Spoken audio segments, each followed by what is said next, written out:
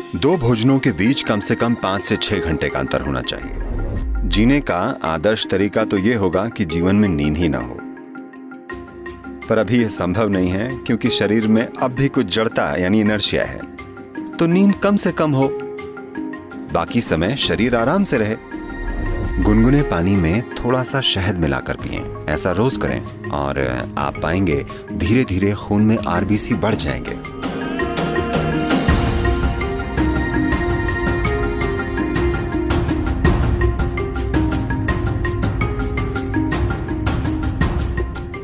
अगर भोजन की बात करें, सबसे महत्वपूर्ण चीज जिसका आपको ध्यान रखना चाहिए वो ये है, किसी दिन जब आप कोई भोजन खाते हैं, चाहे आप जो भी खाते हैं, आपको ध्यान रखना चाहिए कि वो भोजन कितनी जल्दी पचकर आपका हिस्सा बन जाता है।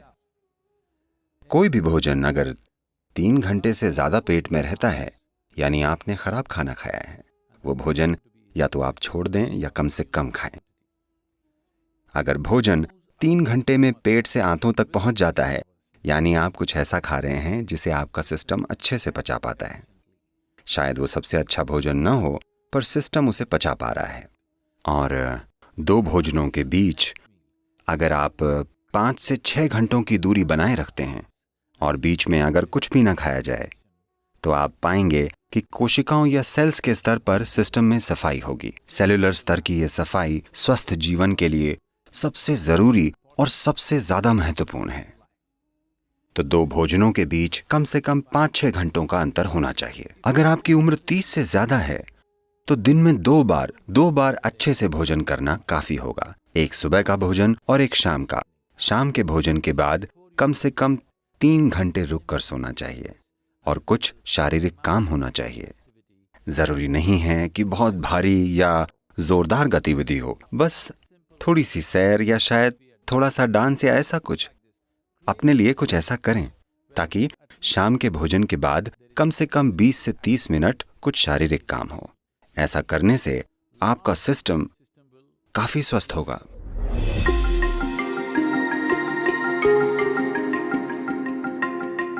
एनीमिया होना यानी खून ने अपना लोहा खो दिया है, यानी आपने अपनी ताकत खो दी है। ठीक है, शरीर की ताकत चली गई, आप थका हुआ महसूस करेंगे, बेवजह थकावट होगी, क्योंकि जब लोहा कम हो जाता है तब खून का ऑक्सीजन शरीर में अच्छे से नहीं पहुंचता, यानी आपका शरीर, आपका हृदय, आपका दिमाग सब कुछ ज्यादा काम नहीं कर पाएंगे क्योंकि आपके पास ऑक्सीजन कम है।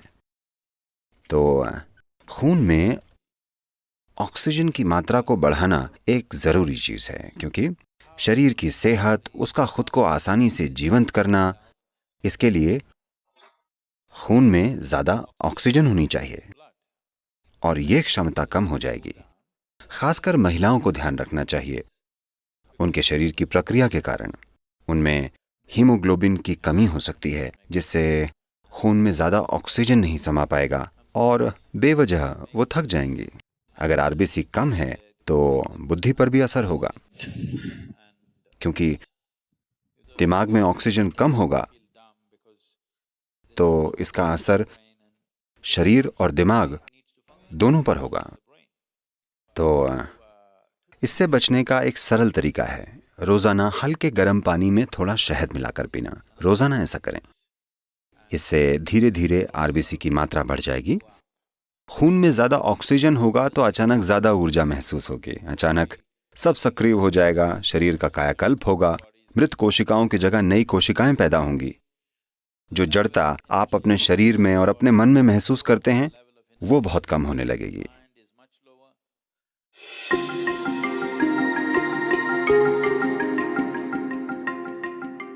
तो शहद हमारे सिस्टम पर अलग अलग असर डालता है।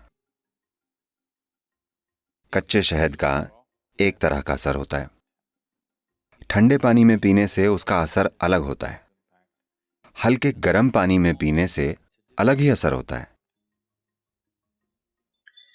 हम यहां इसे हल्के गर्म पानी में पीकर सिस्टम को खोलना चाहते हैं। If you put it into boiling water, some part of honey will turn poisonous. उबलते पानी में डालने से शहद का कुछ हिस्सा जहरीला हो जाता है। तो इसे कभी भी उबलते पानी में नहीं डालना चाहिए या इसे पकाना नहीं चाहिए। मैं जानता हूँ कि पश्चिम में लोग शहद के केक बनाते हैं, वो इसे पकाते हैं। एक तापमान को पार कर जाने के बाद शहद जहरीला हो जाता है। तो आपको इसे ऐसे तापमान में रखना चाहिए कि ये पीने लायक हो। इसे गुनगुने पानी में डालें, उबलती हुई गर्म चीज़ों में इसे न डालें।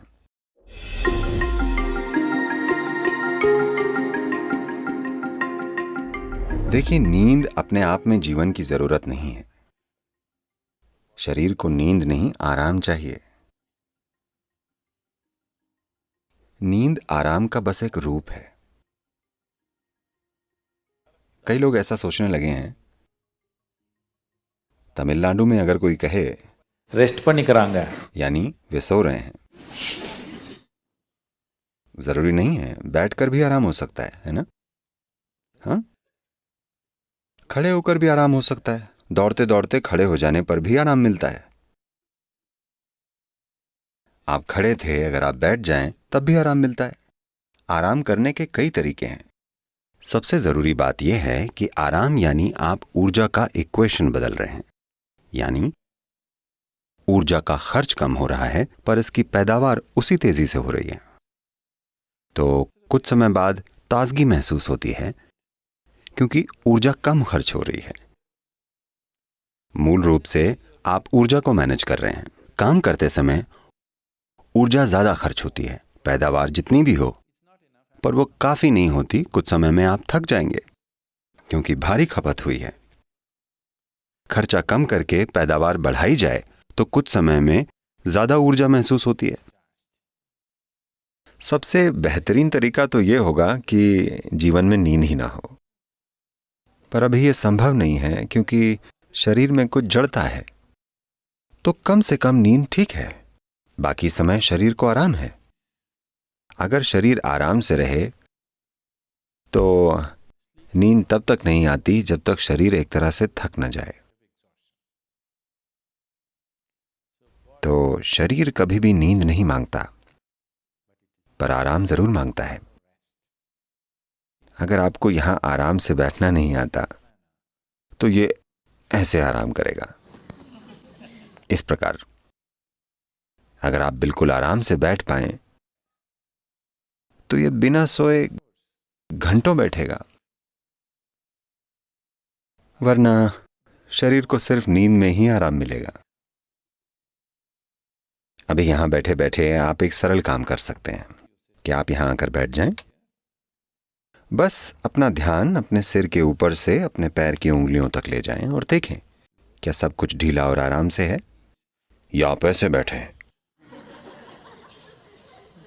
इसे जितना हो सके उतनी आराम की स्थिति में लाएं, जितना आपसे हो सके। आप हर चीज को लेकर सचेतन नहीं हैं, पर होशपूर्वक आप जितना सहज बना सकते हैं। आप अचानक देखेंगे कि अगर आप 10 बजे सोते हैं और आप बस 1 घंटे यहां आराम से बैठते हैं तो आपकी नींद आधे घंटे आगे बढ़ जाएगी।